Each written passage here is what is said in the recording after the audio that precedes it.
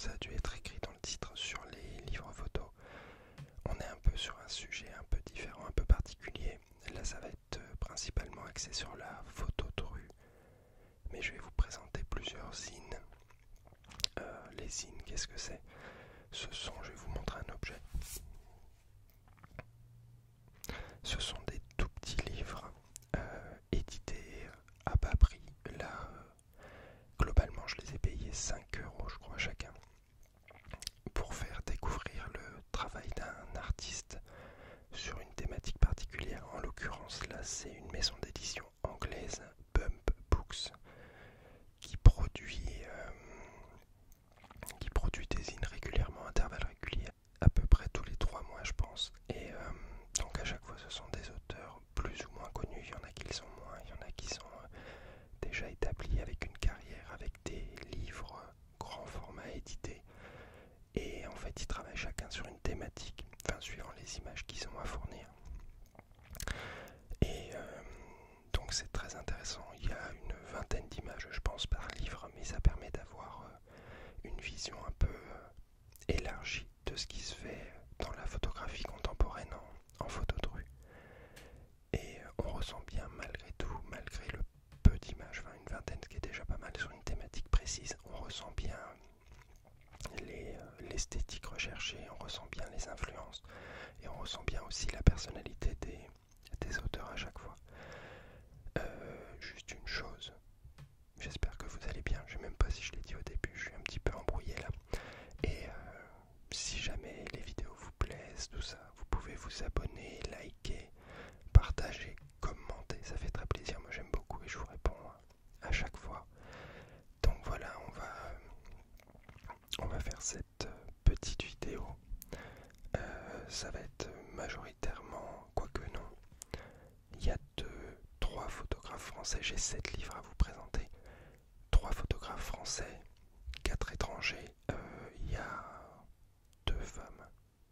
Les femmes sont assez peu représentées dans la photographie de rue. Il y en a malgré tout quelques-unes qui sont relativement connues et globalement c'est toujours un travail très intéressant. Il y a toujours une sensibilité qu'on ne retrouve pas toujours chez les hommes. Les hommes, il y a parfois de la performance, tout ça, et les femmes, on trouve un travail qui va être aussi centré plus sur l'humain globalement, sur le rapport entre les gens, et c'est toujours différent, c'est toujours touchant, c'est toujours rafraîchissant par rapport au travail d'homme qui parfois peut être un peu massif, dans le sens où il y en a beaucoup. Donc voilà, j'espère que ça vous plaira. On va commencer pour le premier livre par Jessie Marlowe, Business as Usual. Je l'ai mal prononcé, as usual, voilà, on va dire usual, et ça je vais laisser, j'ai pas de problème avec le fait de mal prononcer. C'est un auteur australien relativement bien implanté, et donc voilà, je vais commencer par celui-ci. Donc pour commencer, Jessie Marlowe, Business as Usual. Et ce sont des photos prises dans le cadre du travail, enfin des gens qui travaillent dans la rue. Je trouve ça marrant de faire un zine là-dessus, sur un sujet, enfin on voit tous des gens travailler et c'est amusant de le faire. Là par exemple sur celle-ci, juste celle-ci, je la trouve très amusante quand on voit ces draps qui recouvrent les façades. Et là on voit juste un bras qui sort pour récupérer une affiche, enfin le nom de l'entreprise j'imagine, pour l'accrocher. Je trouve ça amusant. Là c'est pareil, une image de personnes qui transportent de grandes plaques et c'est très graphique, très esthétique je trouve. Ces 2 formes qui se répondent avec le personnage ici en jaune, toute l'ombre découpée, le contraste qui casse un petit peu en fait. On ne sait pas exactement ce qui se passe, on ne sait pas trop. On voit les mains qui portent ici et je trouve ça très amusant. Là, des compositions plutôt graphiques avec la rubellise qui est ici, qui reprend ici les cordes, les échelles. En fait, il y a beaucoup de formes.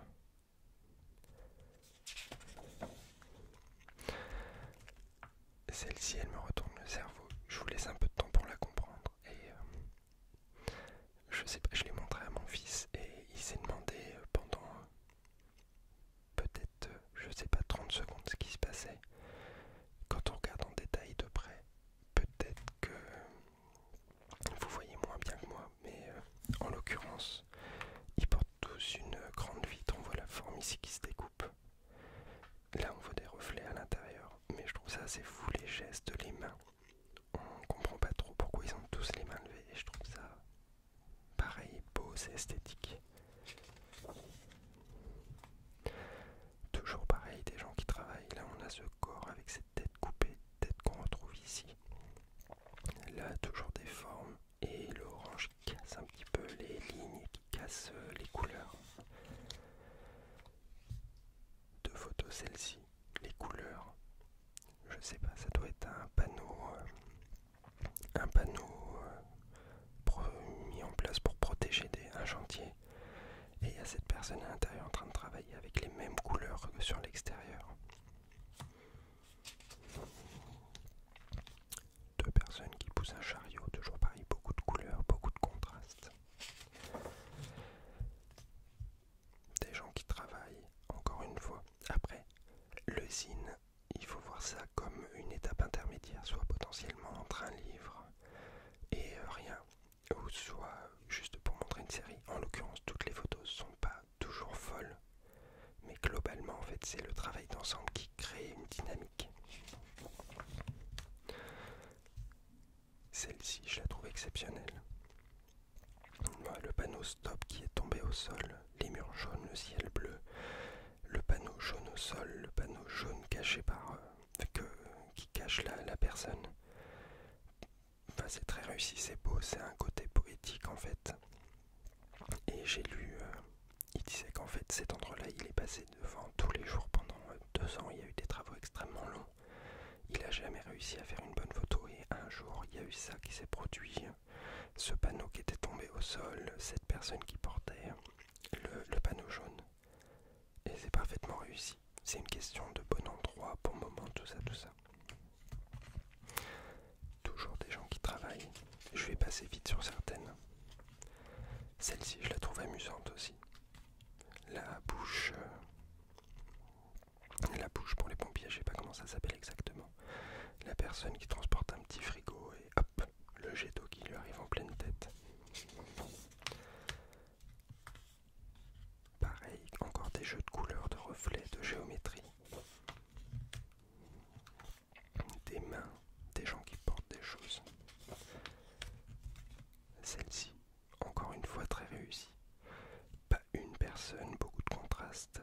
Et cet homme ici suspendu sur un pot de peinture en train de repeindre la façade de ce bâtiment. Je trouve ça magistral. Encore une fois, le bon moment, le bon endroit.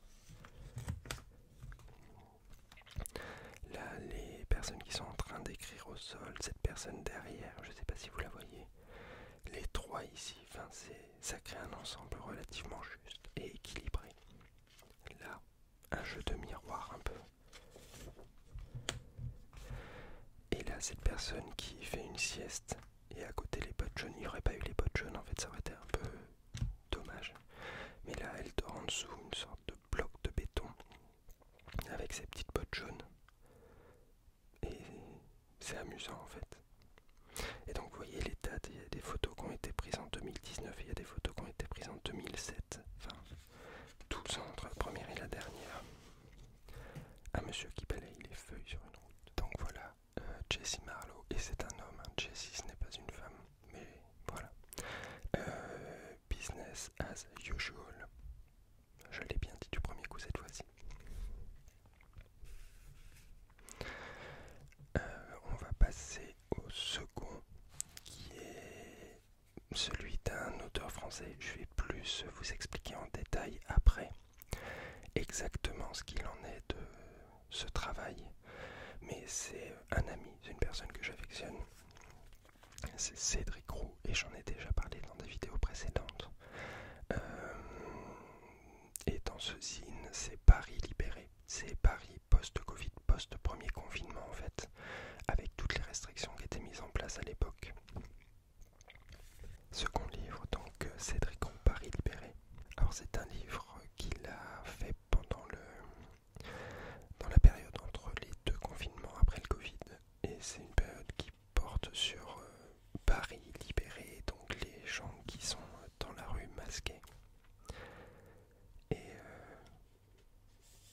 en fait c'est assez amusant, ça parle d'une époque, ça parle d'un temps qu'on a tous vécu, le port des masques. Et là où en général en photo de rue on aime bien que les visages soient libres et tout, enfin, je trouve que c'est une belle façon de détourner le problème des masques pour en faire quelque chose qui parle à tout le monde, un souvenir en fait. Celle-ci par exemple je la trouve exceptionnelle.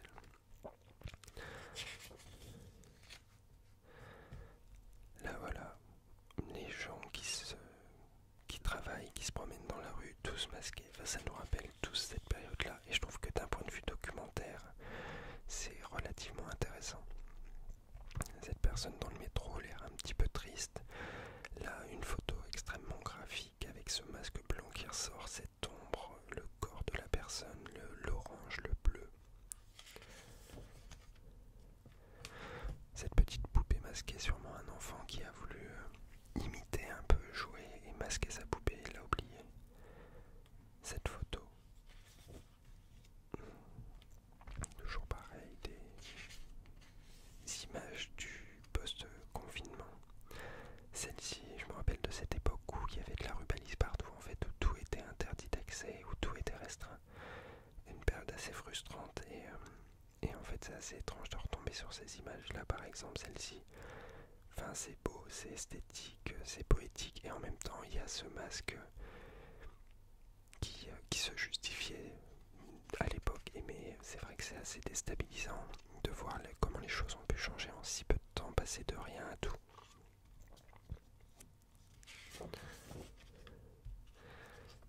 Celle-ci, un jeu d'ombre et de lumière avec le masque, et là je pense que ce sont les gilets jaunes.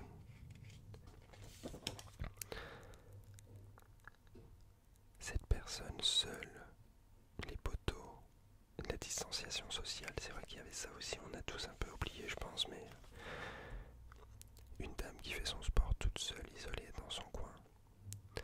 Des chaises recouvertes, c'est vrai qu'il y avait tout qui était recouvert de films plastiques pour éviter que les bactéries se déposent, le virus se dépose. Celle-ci est très belle, je trouve, la Joconde. Bon, c'est une Joconde factice évidemment. Encore des gilets jaunes. Cette statue emballée, je sais pas exactement pourquoi, mais cette statue emballée, voilà. C'est symptomatique de l'époque. Cette personne qui prend le soleil derrière une vitre sur le rebord de sa fenêtre au rez-de-chaussée, enfin c'est étrange. Il y a un côté déstabilisant en fait. Et le général de Gaulle, Paris libéré, voilà. Donc voilà, Cédric Roux, Paris libéré. J'espère que ça vous a plu. Et comme vous voyez, en fait, il n'y a pas de règles sur la durée, sur les lieux, sur quoi que ce soit. En fait, chaque zine a vraiment sa personnalité. Là, ça a été pris entre deux confinements, je crois, donc c'est à peine une question d'un mois ou deux. Parce qu'ils sont quand même pas mal enchaînés à cette époque-là, c'était assez pénible. Donc voilà, Cédric Roux, Paris libéré. On va passer maintenant au prochain qui est celui d'une femme, Valérie Six Louis. Valérie 6 Louis. Je ne sais pas exactement comment ça se prononce. Et c'est une autrice française, enfin du moins elle œuvre en France. Je sais qu'elle fait pas mal de photos à Nice, donc autant elle habite à Nice, j'ai vu qu'elle faisait pas mal de trucs, de workshops, tout ça à Nice.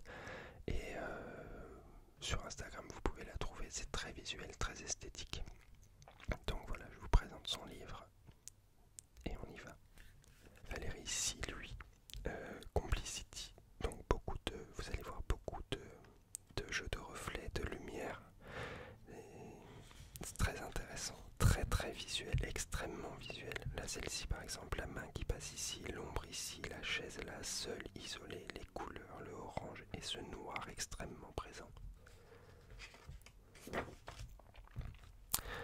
Ces ombres, ces arcs de cercle, ces cordes jaunes, et là ici un ensemble de jaune, une masse de... on ne sait pas trop ce que c'est potentiellement, hein, dans un parc pour enfants. Le sable qui joue avec le béton, avec les plots, sûrement un autoportrait. Deux images qui se répondent. Le soir, la réflexion. Et esthétiquement, je trouve ça très réussi. En fait, je crois savoir où c'est à peu près, ça me parle, mais je me rappelle plus exactement. C'est à Nice, je pense. Celle-ci avec la personne devant cette façade réfléchie, des ombres et, et la symétrie des personnages. Là, les ombres. Et en fait, je trouve ça extrêmement esthétique, très visuel.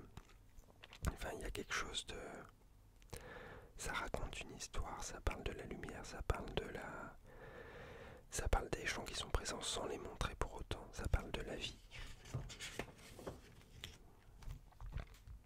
Là, pareil, un ensemble avec ce paysage, cette réflexion dans le miroir.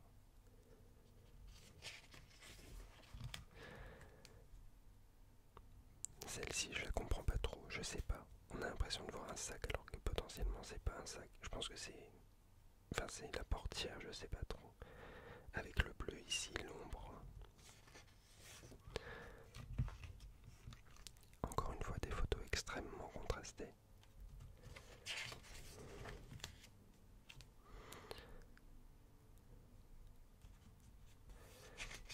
Petit filet de volet, les cages de foot en dessous pour enfants. Du rouge, des explosions de rouge. On voit que ça a été travaillé sur une thématique de la ville, les ombres et aussi beaucoup la couleur. On appaire les couleurs. Toujours pareil, des ombres. On ne sait pas exactement ce qu'il en est, on ne sait pas qui est où.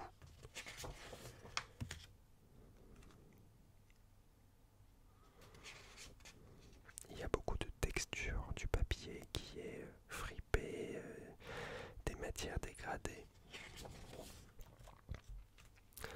Et celle-ci, cette double page, je la trouve très belle. Ça, je crois que c'est à Nice. Et la personne qui transporte en ombre cette échelle avec ici des formes qui ressemblent à des échelles. Et ici, l'échelle qui est toute seule posée contre un mur noir. Là, le doigt qui vous pointe avec le doigt ici de la statue qui pointe ailleurs. Et ces deux personnes qui regardent on ne sait quoi. Je trouve ça questionne en fait. Ça fait se poser des questions et on sait pas trop. On sait pas trop quoi en penser. Enfin, je trouve ça intriguant. Donc Valérie Six, lui, je sais pas exactement, je suis désolé si elle tombe sur cette vidéo d'écorcher son nom.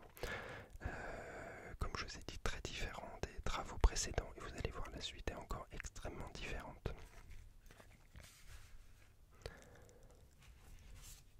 Le prochain signe que je vous présente est celui de Rudy Boyer. À propos de Nice, et en fait Rudy Boyer on me l'a fait découvrir il y a 2 ans, je pense 1 an et demi peut-être. Donc là c'est un photographe niçois qui a à peu près mon âge, une quarantaine d'années, et en fait il a un peu arrêté de prendre des photos parce que je crois qu'il a eu des jumeaux et ensuite un troisième enfant, ce qui fait beaucoup d'occupations et peu de temps libre pour sortir dans la rue prendre des photos. Donc voilà, on me l'a présenté il y a 1 an et demi, 2 ans je pense, et c'est Cédric Roux qui me l'a présenté, enfin du moins par internet, je ne le connais pas personnellement. Et ces images sont magnifiques. Et en fait, je retrouve pas mal de similitudes entre mes images et les siennes. Les miennes sont moins bonnes évidemment, mais les siennes sont magistrales et c'est un travail qui s'étale sur une dizaine d'années, je crois. Et les siennes sont magistrales, mais en fait, on retrouve les mêmes composantes, beaucoup de contrastes, la lumière très vive de Nice, les couleurs. Et donc voilà, je vous présente ça tout de suite. Rudy Boyer. À propos de Nice, et celui-ci me touche particulièrement étant moi-même de Nice et faisant des photos à Nice. Donc celle-ci déjà la première image, cette personne en contre-jour avec cette chemise blanche rouge, les écouteurs blancs qui descendent et tout est super bien dessiné. Ici, pareil, c'est très esthétique, très visuel, les fleurs, cette personne d'un certain âge, les couleurs, c'est complet, c'est plein. Cette dame qui envoie potentiellement une fraise et dont les cheveux font une sorte de mouvement un peu de ronde derrière elle pour récupérer la fraise dans la bouche. Celle-ci je la trouve amusante, ces deux personnes d'un certain âge, encore une fois je dis d'un certain âge mais âgé serait pareil, assises exactement à l'endroit où les fontaines jaillissent. Les couleurs de cette personne avec les sièges et sa robe, Là, la composition, cette personne qui arrive, les jambes ici, les corps. Celle-ci, je la trouve très réussie, très graphique, avec les reflets qui sont pris dans les lunettes de la dame. Et en même temps, ce geste que j'ai sur beaucoup de photos des gens qui se couvrent les yeux parce que c'est trop rasant et trop violent. Des gens dans la rue. Celle-ci, elle est exceptionnelle. En fait, la lumière se découpe tellement à Nice, et dans le Vieux-Nice en particulier, les bâtiments sont relativement hauts, les ruelles sont serrées. La lumière descend et forme des sortes de petits îlots, des petits spots. Et là, d'avoir juste la bouche avec la main, le fil toujours blanc derrière, ça fait comme une ligne qui sépare l'image. Parfaitement réussi. Celle-ci aussi, c'est sûrement en fin de journée, le soleil qui frappe à l'horizontale. Cette personne qui est ici, là, et son chien qui fixe le photographe en même temps. Parce que c'est aussi ça la vie. Cette personne qui est un vendeur de parapluies, j'imagine, et ça fait une sorte de halo autour de sa tête, le parapluie vert avec la lumière qui vient frapper en contre-jour. Et là, alors je sais pas exactement où c'est, en fait, si, non, si, je vois la Société Générale. Je me rappelle plus exactement la couleur des bâtiments et tout, ça me parle, mais je ne sais pas exactement, je la trouve superbe. Cette ville coupée en deux, la partie ville et ici les passages piétons avec cette dame qui marche seule au milieu de la route. Et celle-ci pareil, ça doit pas être à Nice, c'est plus vers Saint-Jean-Cap-Ferrat je pense. Cet adolescent caché derrière son matelas gonflable. Vraiment, je suis fan du fait de voir ma ville décrite de telle manière, montrée de telle manière. Je trouve ça réussi. Ça donne envie d'y venir, ça donne envie d'en découvrir plus. Donc voilà, Rudy Boyer. À propos de Nice, moi je le trouve extrêmement beau et en fait ça parle vraiment de Nice, du Nice que je connais, du Nice que les Niçois connaissent. Et je trouve ça touchant en fait de voir sa ville montrée en image par quelqu'un qui y habite, qui est né, qui connaît. Et c'est ce que j'essaye de faire en faisant des photos de Nice en fait, c'est réussir à montrer ce qu'est la ville au-delà de l'aspect purement touristique ou de l'image de ville pour personnes âgées et tout. C'est une ville qui est très vivante, très belle, et je trouve que Rudy Boyer en fait il a exactement montré ça, il a montré la vie, il a montré l'énergie. Donc voilà. Le prochain livre, ça va être compliqué à prononcer au niveau du nom. Alors, Rimena Eshag. Donc Rimena Eshag, c'est une photographe belge-argentine. Et pareil, c'est Fractured World. C'est un travail sur les gens, encore une fois, sur le monde. Enfin, c'est toujours un petit peu des choses disparates, un peu cassées, un peu rassemblées par la photographe au travers de ces images. Et je trouve ça assez beau et réussi. Je vais vous montrer ça encore une fois. Rimena Eshag, Fractured World. Vous voyez l'accent, quand on veut, on peut, même si c'est nul, on peut faire semblant. Donc là, en fait, c'est le monde fracturé, la vision qu'elle en a et ce qu'elle essaye d'en rassembler. Et donc voilà, par exemple, des gens derrière des vitres. Et en fait, c'est toujours relativement évaporeux, relativement sensitif. C'est quelque chose plus du niveau de la sensation que de la description. Black Lives Matters. Des gens qui s'embrassent. Oui, parce que c'est toujours bien des gens qui s'embrassent. L'amour, c'est toujours bien. Des fois, on sait pas trop. Là, on sait pas si ce sont des gens ou si c'est... Bah si, je pense que ce sont des gens, mais on voit pas trop. Le chien. Ça ressemble à un chien, en fait. Mais je suis pas sûr que ce soit un chien. Celle-ci, je la trouve très cocasse. Ce monsieur qui se balade avec sa veste rose, très chatoyante, au milieu de ce décor gris qui fait très Angleterre en fait, et son casque de protection avec son masque à gaz sur le visage.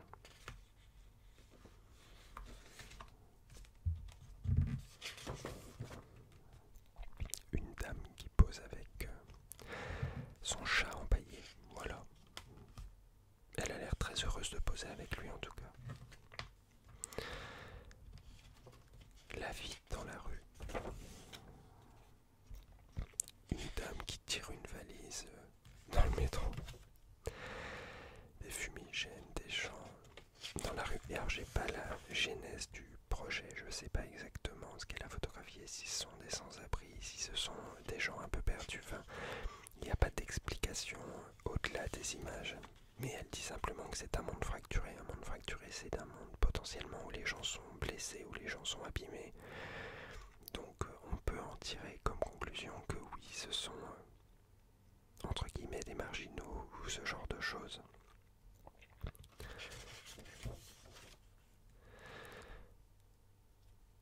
Pareil, graphique. Et ce petit ballon, ça a l'air d'être en France. Moi, ça a l'air d'être en France. Ce petit ballon qui flotte.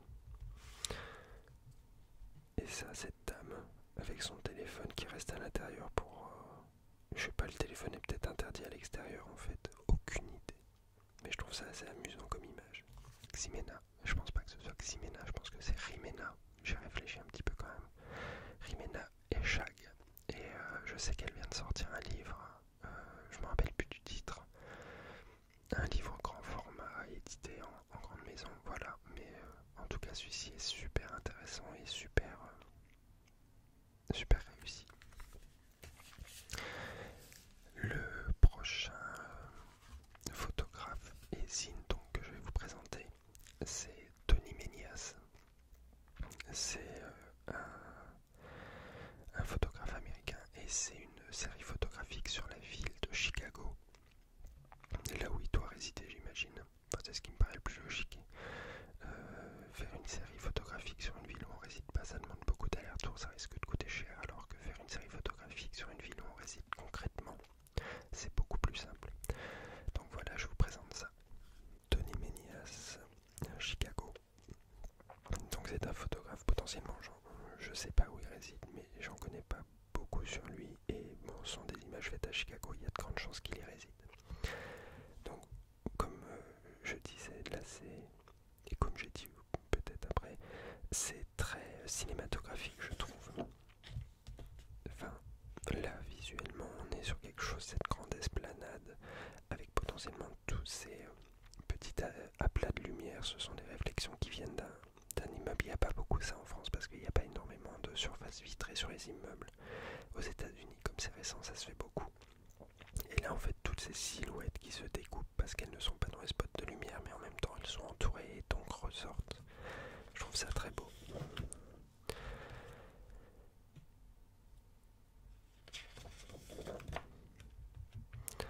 Là, pareil, c'est un grand classique, ça se fait, c'est très facile. Une source de lumière un peu en contre-jour. Des personnes qui passent devant, des silhouettes qui se découpent et ça permet de composer un petit peu. C'est joli. C'est facile entre guillemets comme photo, ça peut être un peu de l'esbrouf mais c'est esthétique. Celle-ci je la trouve très belle. Cette personne seule, enfin je veux dire on parle de Chicago, on parle d'une ville qui est quand même massive et là on se retrouve potentiellement dans une période, enfin c'est l'hiver, c'est beau. Cette personne, les gratte-ciel derrière un peu dans la brume, les lumières de l'hiver, ces gens.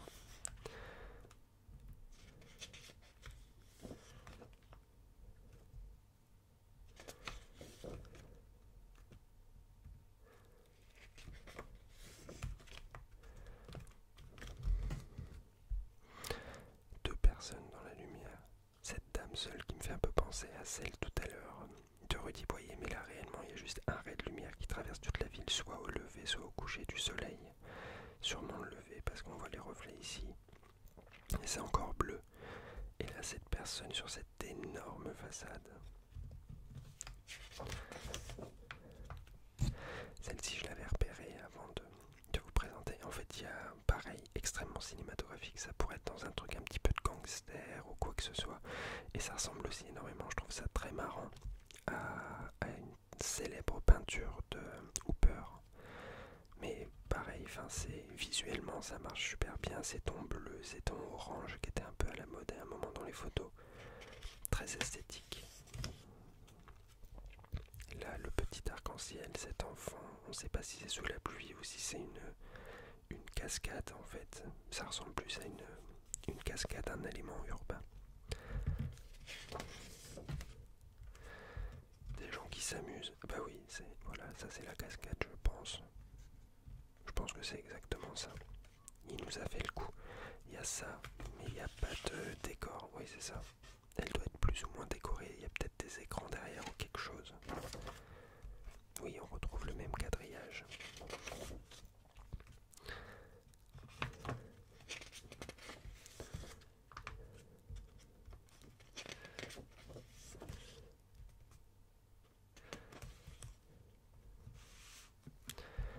Voilà, magnifique.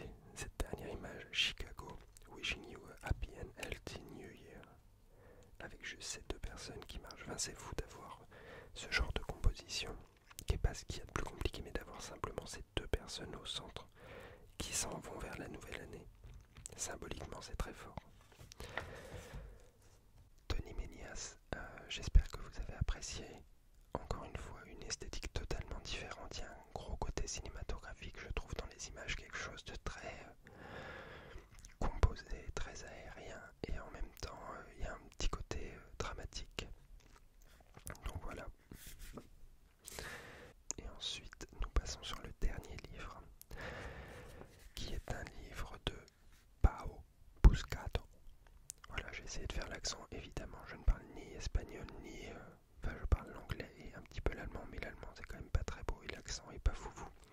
Donc Pau Buscato, Hunter and Collectors, qui est un... Pau Buscato, qui est un photographe originaire de Barcelone, en Espagne. Et son livre, il y a un côté performance, en fait, il y a un côté vivacité de l'œil, de l'esprit à trouver et à immortaliser des scènes originales, marrantes, souvent. Et le dernier, Pau Buscato, désolé pour l'accent, Hunters and Collectors. Et ça, c'est très connu dans la photo de rue, quelque chose d'un peu performatif, avec des illusions d'optique, des alignements d'objets ou de personnes.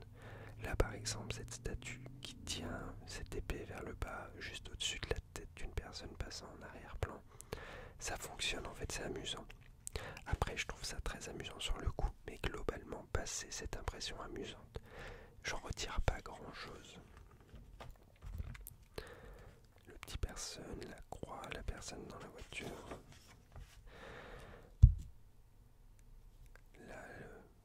La petite figure, sûrement un magazine, et ce pied qui regarde, donc la personne qui regarde ce pied lui marcher dessus, avec là les yeux encore une fois, qui regardent et qui suivent le regard.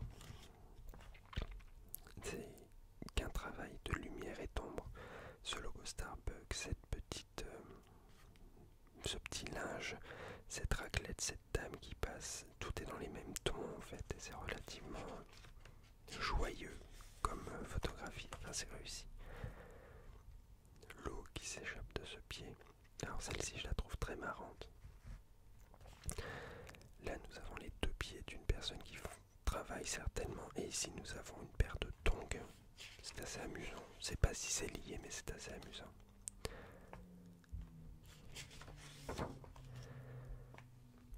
Celle-ci est un peu déstabilisante, donc là nous avons cette pub, cette dame qui passe avec le journal sur la tête, et ici en fait cette dame qui passe avec l'œil qui est celui-ci, qui est une réflexion à travers la vitre de l'arrêt de bus, et je sais pas, je trouve ça assez gênant, mais c'est très réussi en fait. On voit qu'ici il y a la séparation.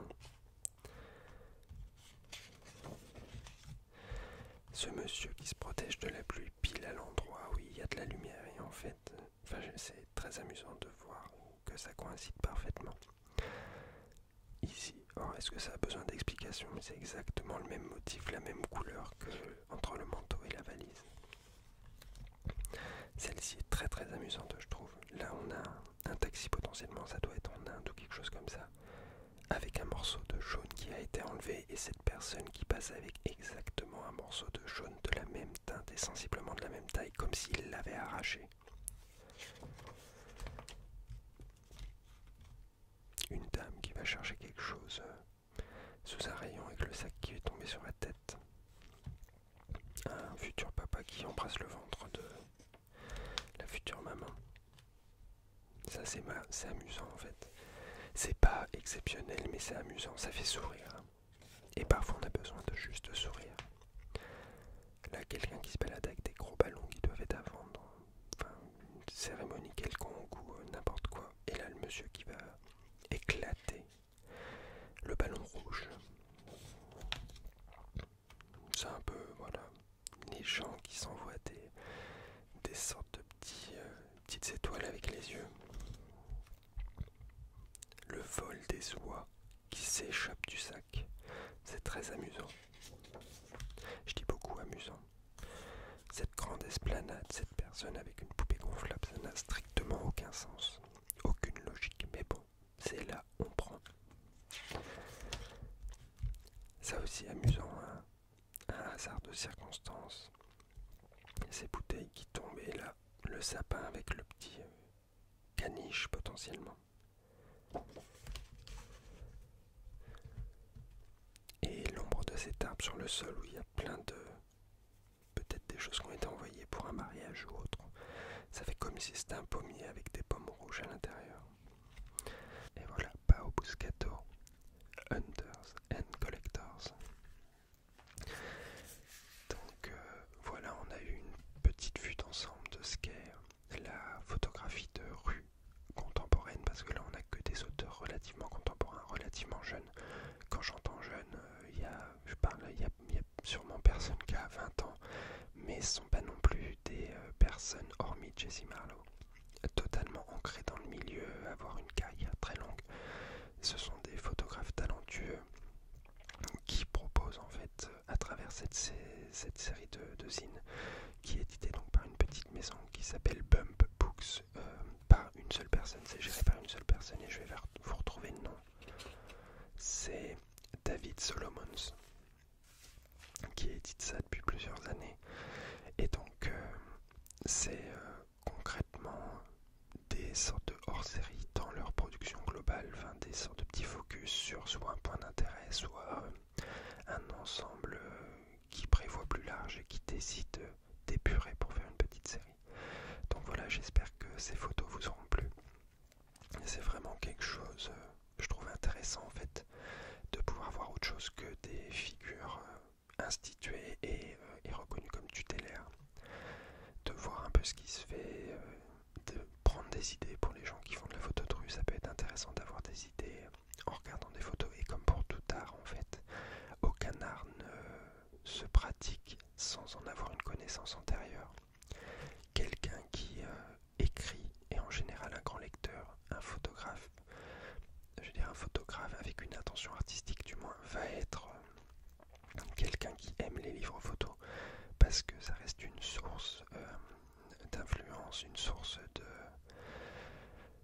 de découverte assez folle et ça permet de pénétrer dans l'univers d'un artiste, que ce soit dans l'écriture, dans la peinture, enfin pour tout art en fait il faut avoir été spectateur avant de devenir acteur, je pense. Enfin c'est quelque chose qui est nécessaire, la musique c'est la même chose, si on n'écoute pas de musique, on va pas être capable d'en faire, d'en composer, d'en jouer et surtout de réussir à transformer ses idées en partition, enfin en composition. Donc voilà, j'espère que la vidéo vous aura plu. Je vous embrasse. J'ai changé un petit peu le setup, hein, lumière et tout, quoique je l'ai peut-être déjà fait la dernière fois. Et voilà, et pour les plans de haut, j'espère que ça a été quali aussi, si on peut dire. Et voilà, je vous embrasse. Je vous souhaite de passer une bonne soirée. J'espère vous avoir, à défaut de détendu, vous avoir au moins amené quelque chose, appris quelque chose, fait découvrir quelque chose. Je vais essayer de mettre tous les liens en description parce que franchement c'est intéressant. Et s'il y a un livre qui vous a plu, alors c'est en Angleterre et donc il y a des frais de douane machin et tout, mais tout le travail de ces artistes vous pouvez le retrouver sur Instagram ou sur leur site internet et donc c'est gratuit et libre d'accès et ça permet de découvrir des univers, des personnes et s'ouvrir au monde en fait. Donc voilà, je vous embrasse.